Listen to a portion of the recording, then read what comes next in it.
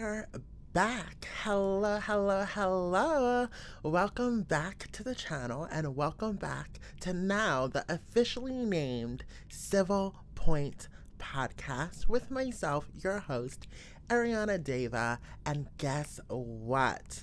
We have a lot to discuss tonight because, hold up, my headphones are on wrong. I hate when, 1 second, we gotta fix this. Gotta make sure it's perfect. I hate when my headphone string is across me. I like it right here. Sorry. Yes, so we are officially naming it the Civil Point Podcast.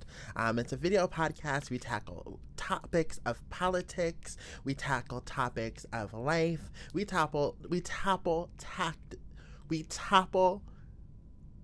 Wait, why is my head not working right now? We topple topics of just everyday issues that affect everyday Americans like myself and you who are probably watching right now. And with the landscape of what MAGA America literally is right now, it's very important to have every voice out there dissenting against the madness that is being perpetrated through the airwaves, through our televisions, through our computers, through every sort of media outlet that allows MAGA to thrive in any way, because it's an extremist organization, extreme right-wing Christian nationalist organization that looks to dethrone America from its attempted glory days. I mean, the last 50 years we were going down the right path, and now all of a sudden we're slammed back into a brick wall where they're trying to take us back to 1860. And that's not happening on my watch, on anyone's watch who actually cares about America, who actually cares about democracy, who actually cares about freedoms. It's not going to happen. We need to continue to fight against this coalition and this coup of the United States nation. And, you know, I was thinking this earlier. I was just like, say if we gave MAGA America and said, all right, you know what? We're done. We're not doing this anymore. We're going to go take our own space in this new land that we just found, right? Do you think MAGA America would be satisfied with that if we just left them to America like they want? No, they wouldn't, because their settlers were not okay with just having this land. They needed slaves to work the land. So that's why I think MAGA America will never be satisfied, will never be happy, will never be content at the least to just exist in their world, because they feel like the world needs to exist to serve them. And it's the opposite. We need to exist to serve each other and help each other, and not be slaves to some movement that has extreme ideologies that looks to ban groups of people from even existing, and if need be, and have the ability to eradicate these groups of people from existing. So I digress, but we have quite the show today because there's a lot going on in MAGA America currently, and I'm not going to coin that. Actually, I'm gonna stop saying that because I don't want to put out the idea that this is MAGA's America, because it's not. This is everyone's America, and Trump has proven that he doesn't care about half the country. He said he does not care about his enemies. He doesn't wish his enemies well, and probably wants death on these enemies. So I'm not going to coin MAGA America. This is America, and this is America for everyone, not for some right-wing extremist ideology that looks to destroy the institutions that have led to the success of America. So, I do want to go into a little bit of insanity that I've been seeing online in regards to MAGA, the movement, their insane ideologies, and their insane culprits of aggressors that attend the rallies, that attend actual democratic rallies that look to address issues that MAGA and their leader, Don isn't actually addressing.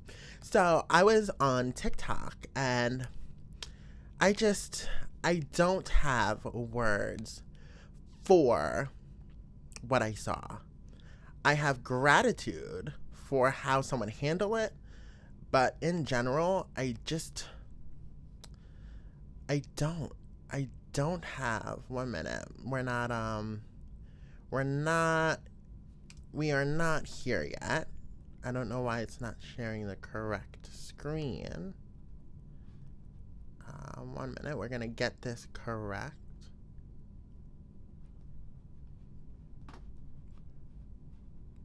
We're gonna get this. Everything wants, technical difficulties when you're just doing this all alone.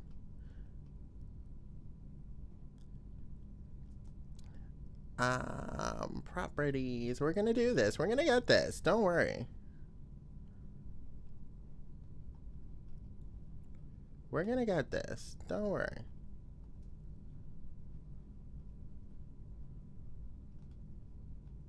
Here we go. See, we got it. Okay, so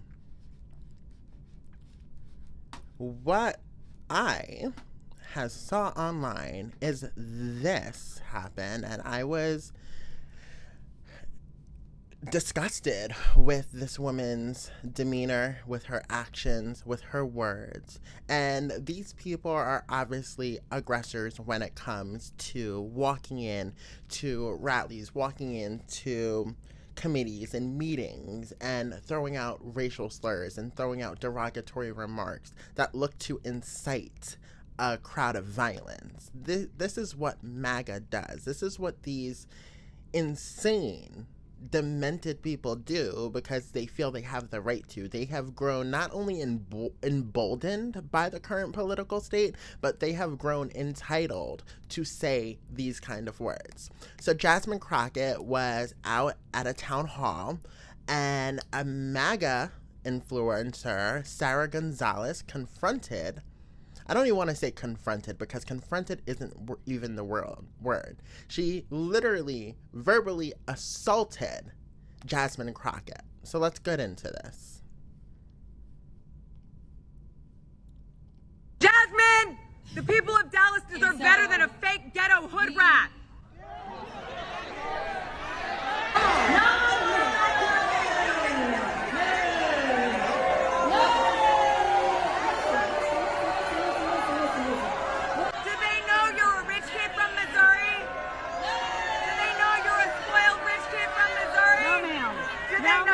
No, ma'am. Don't touch you. Me. Get your ass out Don't of here. Get touch your ass me. out of here. Get her off me. Get off me. Get out. Get off me. I know. Get her off me. This is so disgusting. Yes, she is. I'm standing still. Do your people know you're a spoiled rich kid from Missouri? Get it! Get it! Get it! Fuck you! Fuck you! Like, I don't understand the thought process for someone to go into this and say this is okay for anyone to do. Get off me! Get the fuck All right, let's go. Why didn't they? you They proud? can't arrest her. But Let's just go. For what? Let's go. I'm telling you to it's called loitering when someone wants you to leave. But listen to that first sentence. Jasmine! The people of Dallas deserve better than a fake ghetto hood rat. I give it to Jasmine for standing in that moment. She was literally nothing but shocked, as anyone would be. And she was just like, and I saw that click of, oh, do I need to beat a bitch today? No, I can't, because I'm in a town hall and there's cameras. Gotta protect the image a little bit here. And as much as I would have loved to seen Jasmine beat that bitch, I'm glad she didn't. She showed her true demeanor and how classy she is by trying to digress and dissect the situation in the moment while also trying to make sure the people in the town hall were literally like not going crazy, not creating madness because of this one white woman. And I'm not even going to pose the question of, oh my God, what if Jasmine said to this white woman, you white cracker concubine cunt? Like, I'm not even going to say that, because we know that what would happen. The white woman tears would start flowing as if she was actually attacked. When she was verbally attacked, she would cry assault, like someone beat her practically to death. So this is a great example of the hypocrisy of MAGA, the hypocrisy of what MAGA stands for. We had a whole memorial, not we, they had a whole memorial for a man that preached horrible rhetoric like this, who would say someone like Jasmine Crockett isn't qualified and is a DEI hire. They had a whole memorial for someone like this. While they're preaching, they preach and work in love and light and happiness and truthfulness and honesty and in Jesus and in God. Meanwhile, their supporters, as well as their influencers, like Charlie Kirk, who was a podcaster, went around with this hateful rhetoric. They divulged this hateful rhetoric into our environment. So it's the hypocrisy for me when it comes to the MAGA movement.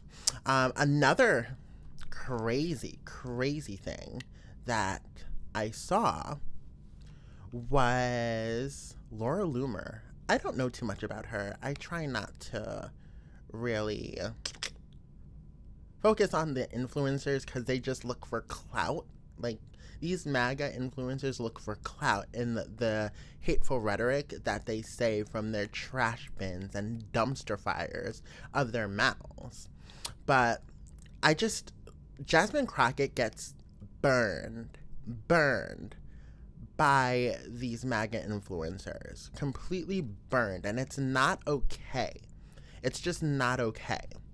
So if we go to Twitter, imagine me, anyone, saying this in a place of work, like, and posting this online for people to see.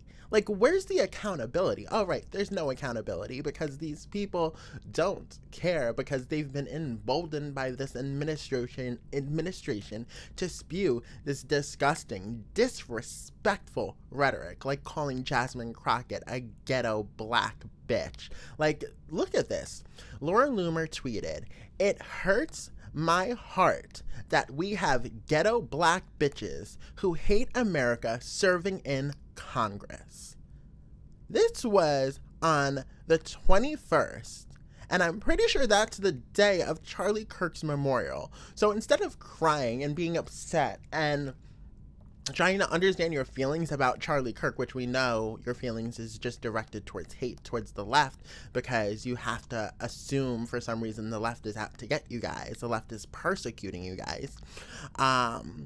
Those feelings were put aside to put out this tweet to attack Jasmine Crockett, who is a very eloquent speaker, but if she's going to be attacked, she is going to receive back very classy. But in the same way, like, it's just like, how can you sit here as a close advisor to Donald Trump and post this? This is not, like, classy. It's not professional, let alone it's not, like, ethical. Like, how are you gonna sit here and call someone a ghetto black bitch who hates America serving in Congress? Like, if I said that to one of my colleagues, I would be fired and out the door.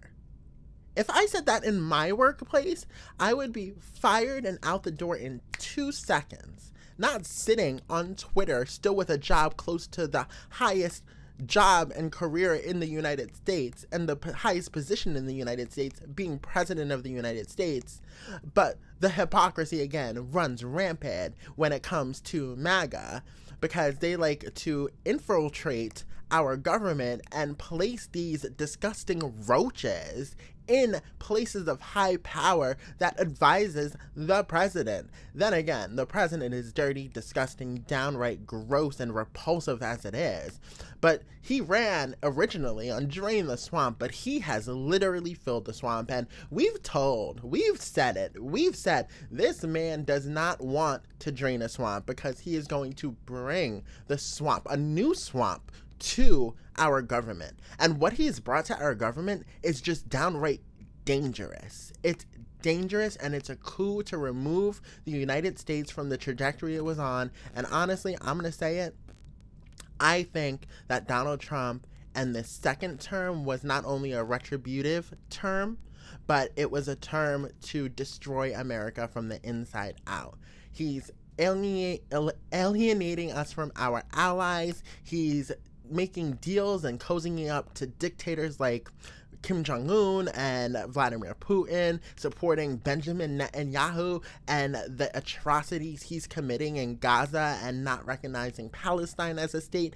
It's just not the American values that we grew up understanding, the American values that we grew up saying, this is how we want our country to be. It's not the Pledge of Allegiance that I pledged to when I was in pre-K to 12th grade every morning at 9:12 a.m. saying, I pledge allegiance to the flag of the United States of America.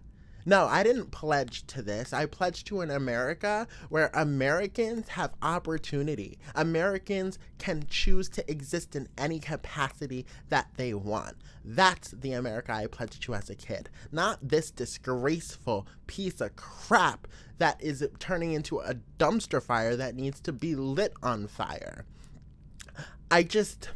A lot of people want to say, oh, we need American pride. We need this, that, and the third. How am I supposed to be prideful in a country that demonizes people like me? How am I supposed to be prideful in a country that separates families, ships them away, and then also not only ships them away, but shifts people on planes and drops them in the middle of the ocean with their bodies laying shackled on beaches internationally? Like, how can someone be prideful of that? That's called blind allegiance. And last time I checked, I'm a cognitive thinker. I can critically think, and critically thinking people will assume that is unethical. It's not only unethical, it's fucking reprehensible and immoral.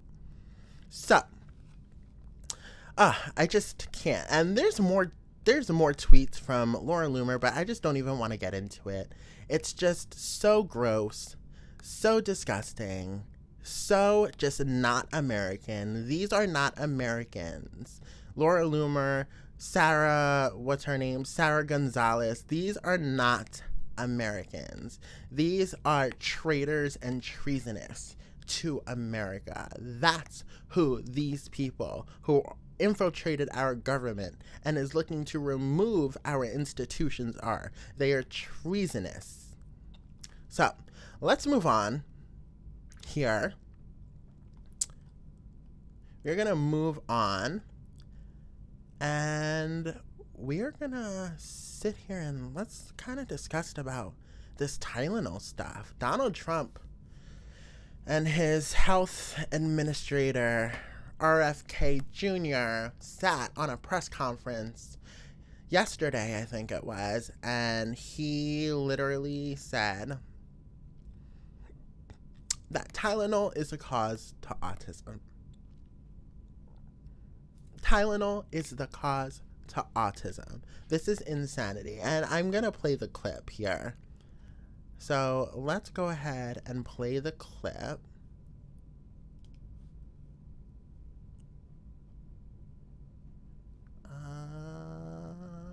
Where are we? Here we go. And I gave numbers yesterday. For boys, it's 1 in 12. I was told that's in California, where they have for some reason, a more severe problem. But whether it's 1 in 12 or 1 in 31, can you imagine? That's down from 1 in 20,000, then 1 in 10,000. And now we're at the level of 1 in 12 in some cases for boys. He's playing out numbers. He doesn't even know what they mean. So since 2000, autism rates have surged by much more than 400%. Instead of attacking those who ask questions, everyone should be grateful for those who are trying to get the answers to this complex situation. We would be grateful if you did actual research. The first day all of these great doctors behind me were there, I told them this is what we have to find out. Because when you go from 20,000 to 10,000 and then you go to 12, you know there's something artificial. They're taking something. And by the way, I think I can say that there are certain groups of people that don't take vaccines and don't take any pills that have no autism. That have no autism. Does that tell you something? That's currently, is that a correct statement, by the way? There are some studies that suggest that, yeah, with the Amish, for example. The Amish, yeah, virtually. I heard none. See, Bobby wants to be very careful with what he says, and he should, but I'm not so careful with what I say.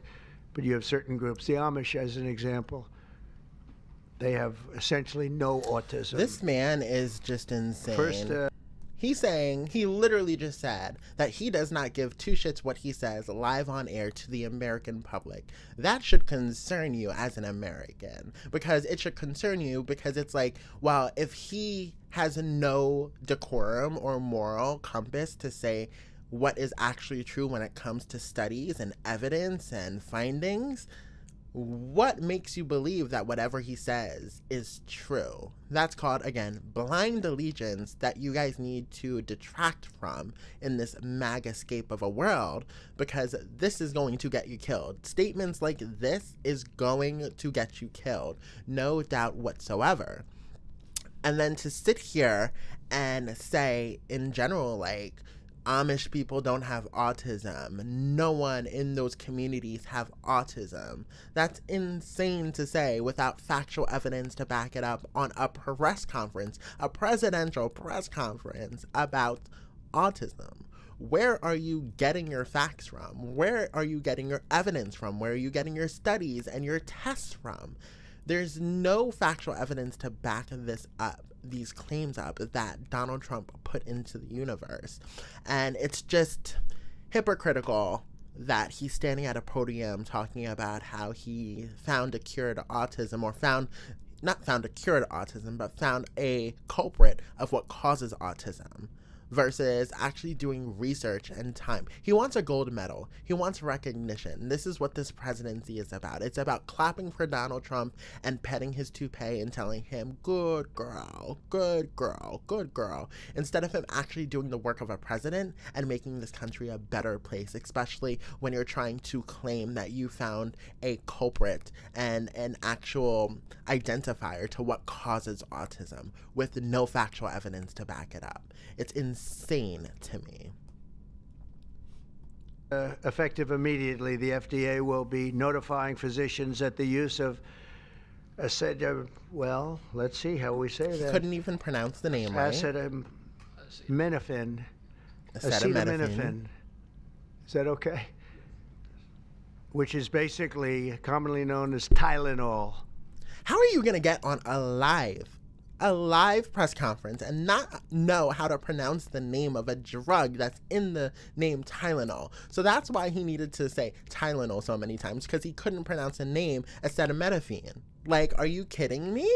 This is our president of the United States on a live broadcast saying he does not know how to read. This man is saying he has no reading comprehension beyond a probably first grade level at this point. Plus the dementia and the senile age and him getting older. I mean, it's all catching up to him, and it's proven in this press conference when he couldn't even pronounce the name of a drug that he was trying to link to a cause to autism. And this is the man you trust with your life? Come on. This is the man, not even with your life, this is the man you trust with your health records, with your health in general. Like, come on. Let's think cognitively here. Do a little critical thinking and understand that this is not okay. During pregnancy can be associated with a very increased risk of autism. So taking Tylenol is not good. All right, I'll say it. It's not good. It's not good. It's For not this good. reason, they are strongly recommending that women limit Tylenol use during pregnancy unless medically necessary. That's, for instance, in cases of extremely high fever, that you feel you can't tough it out, you can't do it. I guess there's that. It's a small number of cases, I think. So here's my problem here. If you're on a live broadcast saying that the drug in Tylenol, acetaminophen, is linked to a cause to autism, which is a horrible genetic condition that affects the daily lives of a lot of Americans nationally, as well as just people internationally, you're going to get on a live stream, a presidential press conference with no facts to back it up, no information, and no statistics, right?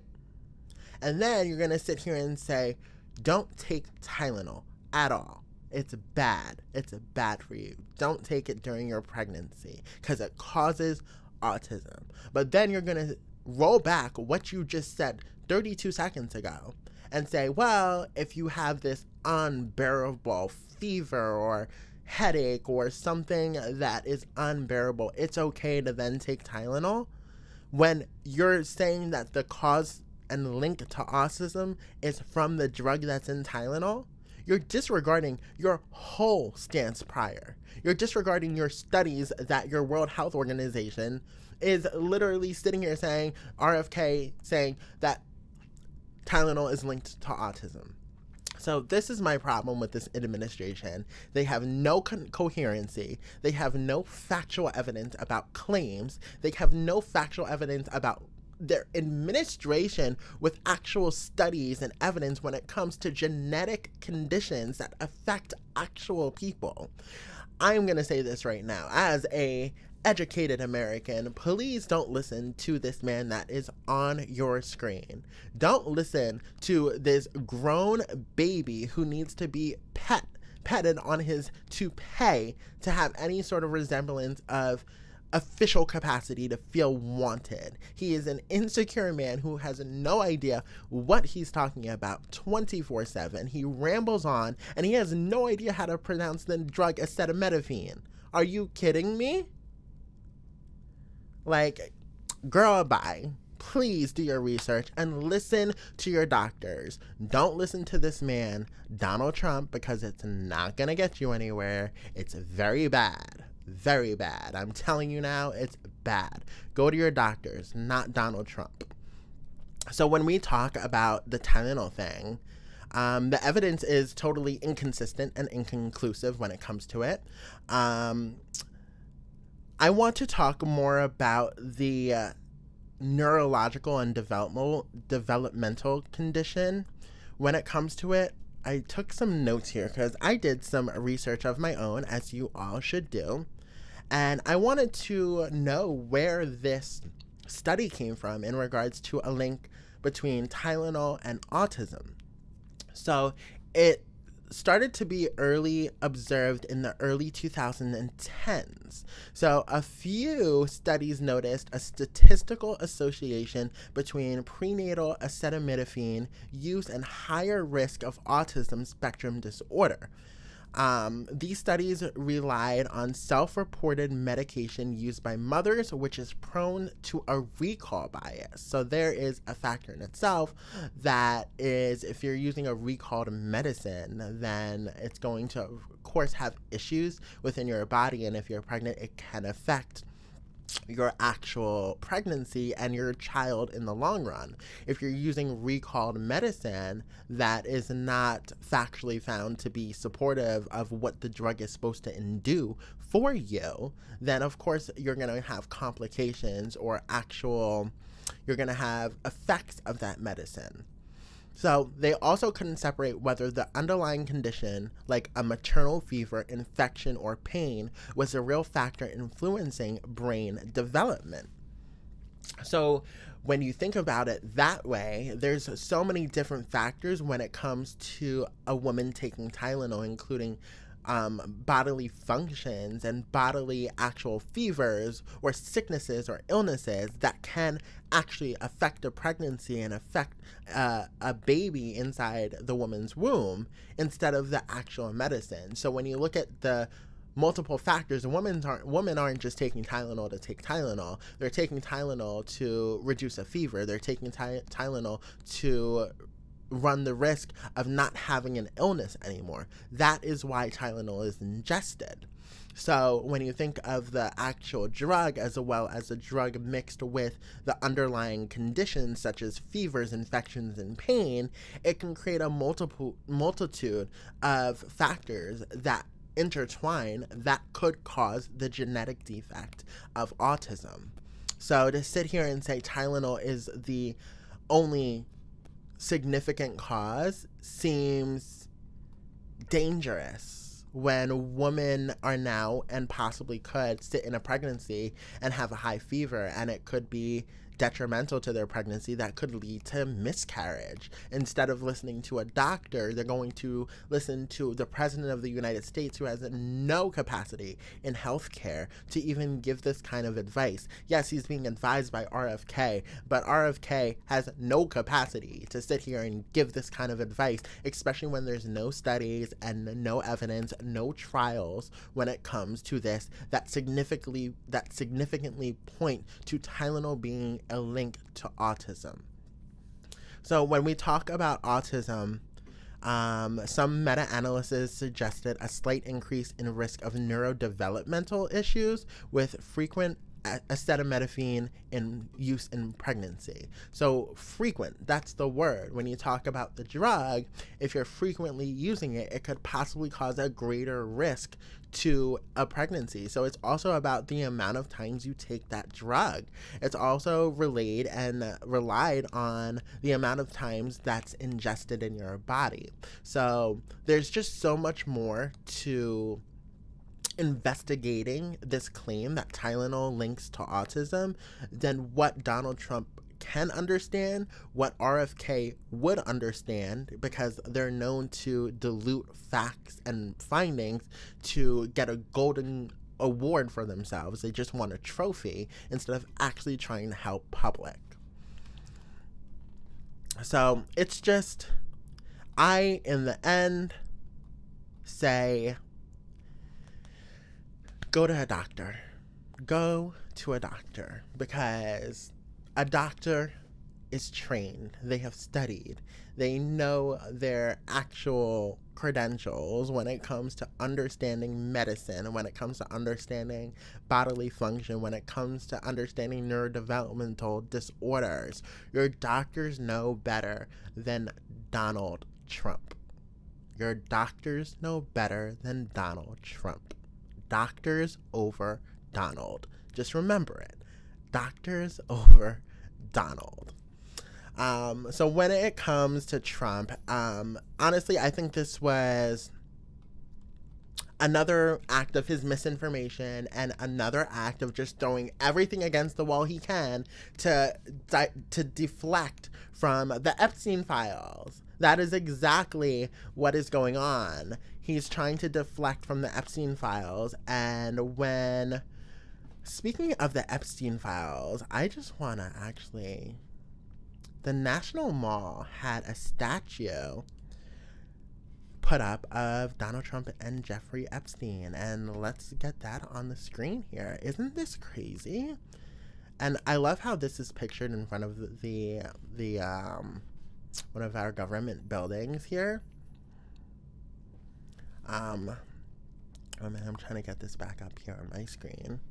But it's a statue of Jeffrey Epstein and Trump holding hands, and it appears on the National Mall. And I'm here for this because we need to remember that Trump is in the Epstein files. One of his closest confidants, Elon Musk, when they had their breakup, Elon Musk said it himself, Trump is in the Epstein files, and yet we have still to release those files, Trump. So he's throwing everything at the White House wall, at the American public, to make sure he deflects from the conversation that needs to continue still be in our daily routine of the Epstein files and holding accountable the people that tortured these girls, not only girls, but minor children. So, I love this. I love the statue because it's a resemblance of these two men having a friendship. And on the plaque, it says Donald J. Trump. On Donald J. Trump's statue, it says, yes, there is. Yes. Sorry, I can't read. I don't have glasses right now. I don't know. I feel like I'm getting old and I need glasses. I've turned a certain age and I'm just like, oh, maybe I do need glasses now. Yes, there is, but I won't tell you what it is. We have certain things in common, Jeffrey. Enigmas never age. Have you noticed that?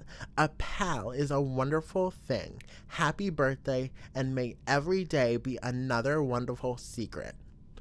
That is not ominous and disturbing, right? And this is an excerpt, I believe, from the birthday letter he sent to Jeffrey Epstein on one of Jeffrey's birthdays. So I just find this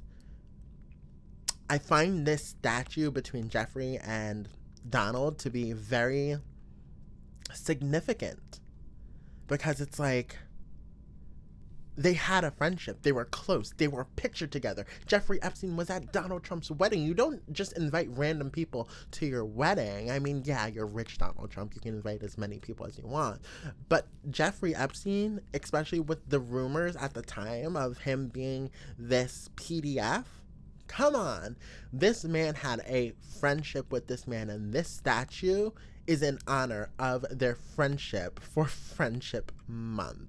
We celebrate the long-lasting bond between President Donald J. Trump and his closest friend, Jeffrey Epstein. This is insane. I love it. I love it because it puts it in everyone's face that Donald Trump is literally just sitting here trying to throw everything at the wall when it comes to the Epstein files. He's trying to get everyone off the topic of it, including his MAGA psychopaths. He's like, forget about it. Why do you guys need it? You ran on it. MAGA was like obsessed with these Epstein files and getting Democrats' names on it and getting Democrats' names out there.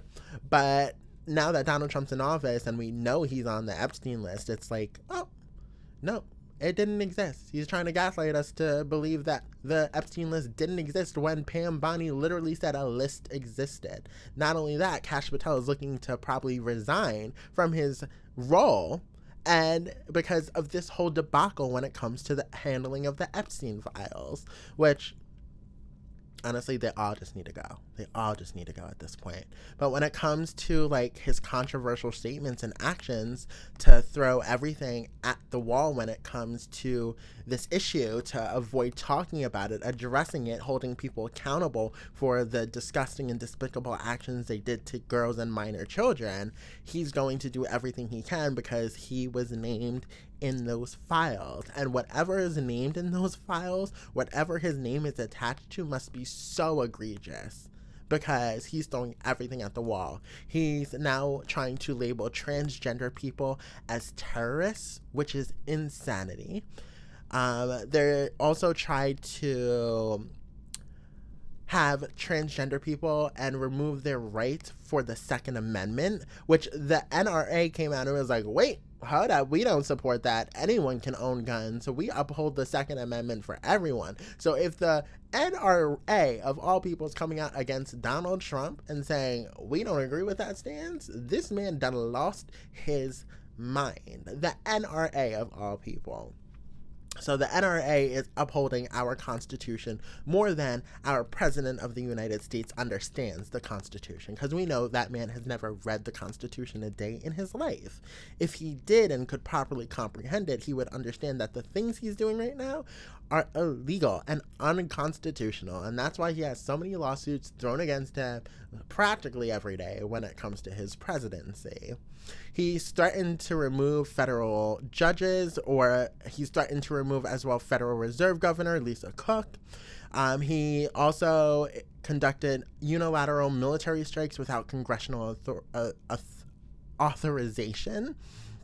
He had a whole defamation lawsuit against the Wall Street Journal. So this is about the letter he sent, the birthday message he sent. Trump filed a $10 billion defamation lawsuit against the Wall Street Journal over a report detailing a 2003 birthday message he allegedly sent to Epstein. The lawsuit has been criticized as an attempt to suppress media coverage and distract from the Epstein investigation. Again, more stuff to distract from the Epstein investigation with Donald Trump. He's trying everything because he knows whatever he's labeled in those files is so egregious, he will never be able to survive the backlash from his base, let alone America in general. Honestly, I think his base would just try and find more ways to cover up for him, to be honest. I think they want him to be honest so they can find a way to cover up for him. MAGA wants Donald Trump to be honest so they can find a way to adjust the age for consent when it comes to children, which is sick. Yeah, I'm not even going to get into it. I was going to say it's sick that they're pointing at the left as PDFs when the biggest PDF is sitting in the presidential office. Insanity. He also put outrageous claims that Biden was executed and replaced by a clone. He tried reviving the whole Hillary Clinton email scandal. He threatened to denaturalize Zoran Mamdani, which is the Democratic New York City mayoral candidate, and he called Obama a treasonous. He literally tried to remove the Second Amendment for trans rights. He tried to make now flag burning illegal, even though it's technically in case law not illegal to burn the American flag, and it's the rights of free speech. It's just, he threw and throws so much at us every day. I even say it's like too effing much. Like, take a breather, bro. And you know when people are guilty? When people are guilty, it doesn't matter who you are or how good of a person you are. When you're guilty, you do try and create chaos to avoid accountability for your own actions. That's the truth. That's the solid truth about it. And that's what he's doing. He's creating chaos to avoid the accountability of being named in those Epstein files. Not only named, but the linkage of his name to the actions that were taken against the girls and the minor children have to be so egregious. That's why he has literally construed chaos around him to deflect from the accountability that he must hold when it comes to those Epstein files. Even with Kirk's, murder, I'm not going to talk too much about it, but even with Kirk's murder, it's just like he ignited the flames. He poured gasoline on the already flaming situation of Kirk. So he's creating as much chaos as he can to deflect from the Epstein files, but as a public, as a people, no matter who you are, right, left, moderate, centrist, I don't care. We need to continue putting out there that these files must come out. The Epstein files, that everyone who is named in them, no one should be protected for the crimes they committed against women and minor girls. And the fact that the people sitting in office currently right now are protecting this man, it's egregious, disgusting, and despicable. And this actually goes into my next point that I wanted to tackle today. I wanted to tackle about the 2024 election. And isn't it funny how currently right now there are so many Republicans sitting in our House of Representatives and Congress. Our entire Supreme Court is pretty much right-winged at this point.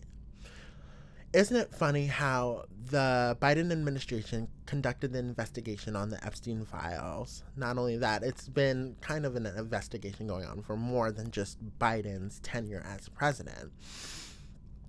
But isn't it funny how now there's so many Republicans in charge? They clamored and fought for these files to come out, and now they're not releasing these files. They're choosing, let me say that word, choosing not to release these files to protect high-ranking people like Donald Trump, the people you apparently elected. I'll get into why I say apparently. The people that you apparently elected are choosing to protect PDFs. And ironically, such a landslide of an election happened, and now these files are being hidden from the American public. So, I want to get into this. It's the election fraud and manipulation. Now, I said, this was like literally election night. I said Pennsylvania votes, their votes came in way too quick. Like, for such a big state that it is, Pennsylvania's votes came in too quick. And I even said to my best friend, I was like, there's something odd about this election. And I have no proof of it, so I can't say anything because it's going to look like I'm an election denier, just like Donald Trump was and his maggots were. As well as it's going to look like I'm just crying to cry because Donald Trump won. But something always sat in me, and I think I actually said it on one of my past podcast episodes. I was like, there's something wrong with this election. There's something wrong, and I feel it in my gut. And when it came to it, I said Pennsylvania and Nevada. Something went awry in those two states, for sure. I told my best friend this, and she was like, okay. She's not like a political person too much, but I am. So I know I said it. And I'm glad that David Pakman released an interview earlier today with Nathan Taylor, who is the Executive Director of Public Engagement for the Election Truth Alliance. And they investigated the claims of did I say my... No, I didn't. Okay, I thought I said something else. Election Truth Alliance. And they are investigating the possibility that this election was manipulated fraudulently by our President of the United States.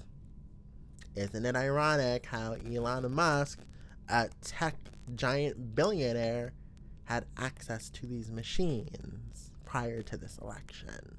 Anyway, I want to play a specific clip for you guys of the David Pakman show. So we are going to go ahead and play it. So my audience knows right now, you've talked about Pennsylvania, North Carolina, and Nevada in this interview as published stuff. That would still give Trump 271. Is it your belief right now as you speak to me, based on everything you have published and not yet published, that Donald Trump did not genuinely win the 2024 election? As of right now, every set of data and additional evidence that we have found points to a serious concern that our election system could be compromised. It could have changed the outcome of not only the presidential election of the 24, but it could have also impacted state, Senate, and House positions that would go on to impact Congress. Okay, so here's what I'm going to say to my... Isn't that quite the statement?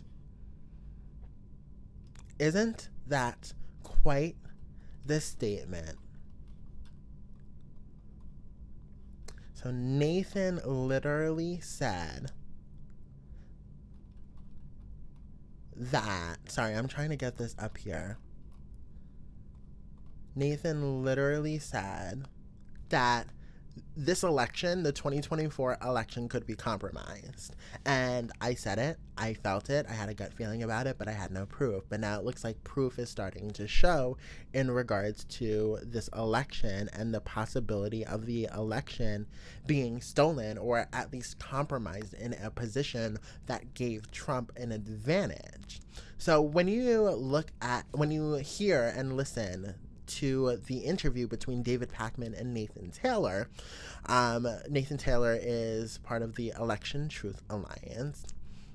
He basically claims the ETA asserts that statistical anomalies in states like Pennsylvania, North Carolina, and Nevada suggest possible vote manipulation. They use heat maps comparing voter turnout with candidate performance, claiming that the data shows non-random algorithmic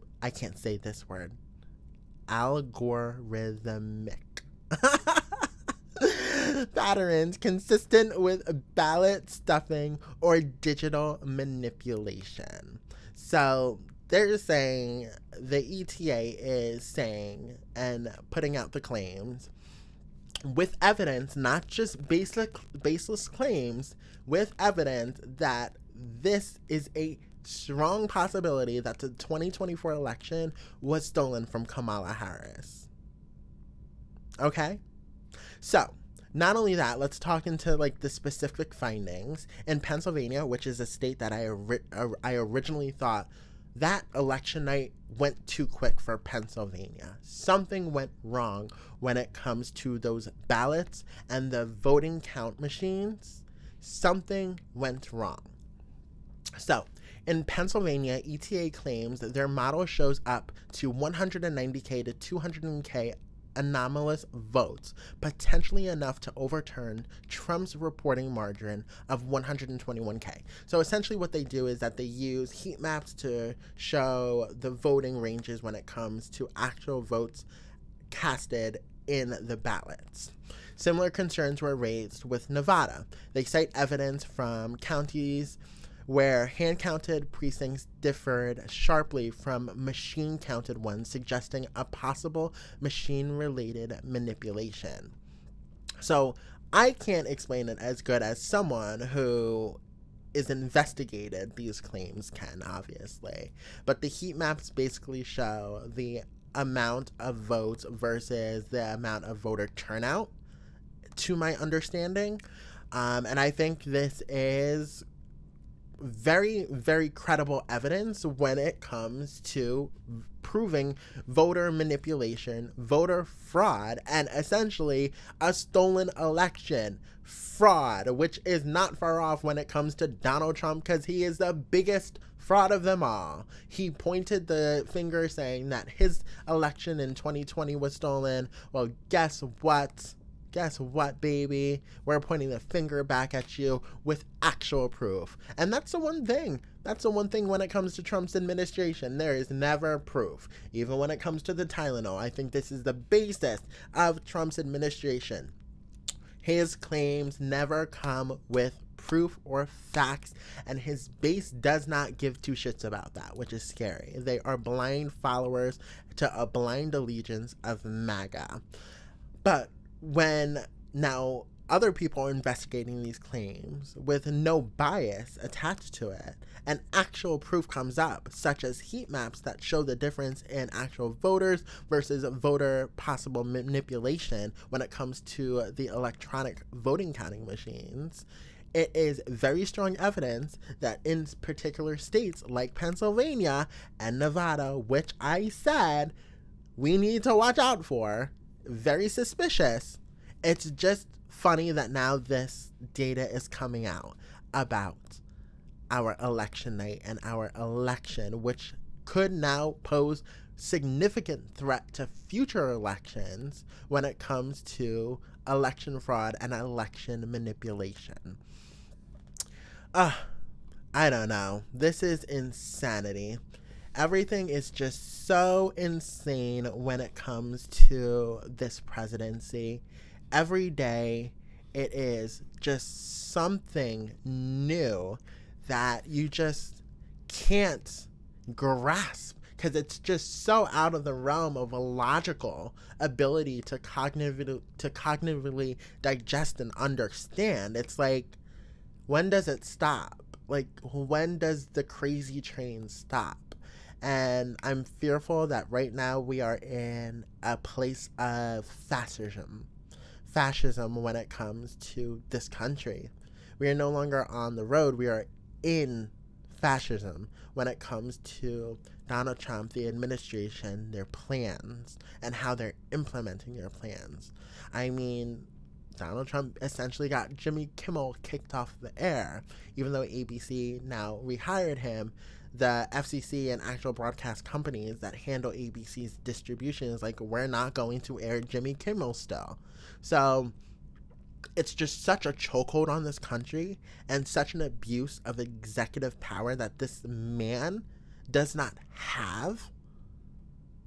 It's not becoming scary. It is scary. And everyone should be aware of what's going on in our nation right now. And I feel like people weren't awake 2 years ago, weren't awake a year ago, weren't awake on election night, weren't awake 10 years ago when he said he could shoot someone in the middle of Fifth Ave and get away with it. It's just erroneous, erratic statements from this president that everyone says, well, you took it out of context. Well, there's no context to take out racist statements and statements like, I will shoot someone in the middle of Fifth Ave and get away with it.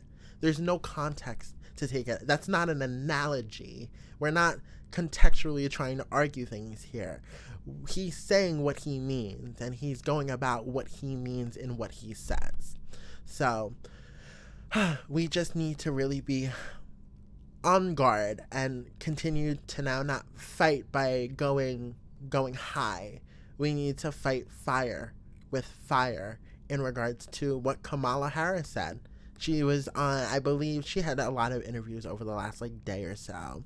And I believe she was on The View and she said, we need to fight fire with fire. And that's the first time I heard a Democrat say, a prominent Democrat say that we need to fight fire with fire. Gavin Newsom obviously is kind of fighting fire with fire in regards to his, ex-tirades. But it's true. It's not working to let these maggots sit here and try and understand humanity, try and understand human decency. It's no longer working to go high when they go low. It's no longer working to try and let them understand or think that they will come to an understanding of what being a human means, because they don't.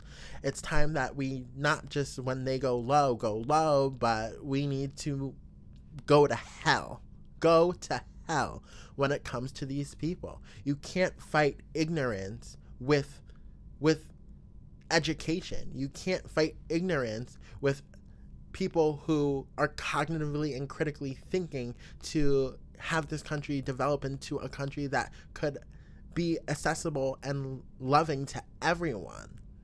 You need to fight the lowness of this white nationalist party and drag it to hell and fight to hell with it, because we are no longer in a state of this is a democracy. We are in a state where this is fascism and we have to fight it.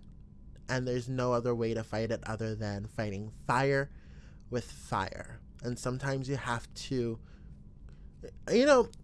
I was in ethics class and I was thinking in my mind, I was like, sometimes you have to be evil to fight evil and win.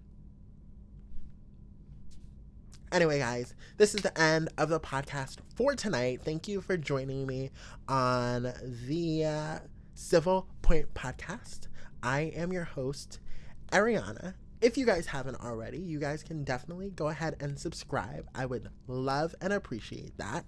And give me your opinions on the topics for tonight. Like, what do you think about DT sitting here and literally implementing fascism into the United States? What do you think about his attempts to throw every just controversial topic at the wall to avoid talking and holding accountable for the Epstein files? What do you think about that statue? I think that statue is phenomenal, and it should actually be put on the White House front lawn just to remind him every day about his friendship with Epstein. I think that's phenomenal. Do it. But yeah, go ahead, subscribe, and I will catch you guys on the next episode of the Civil Point Podcast with me, your host, Ariana. Bye.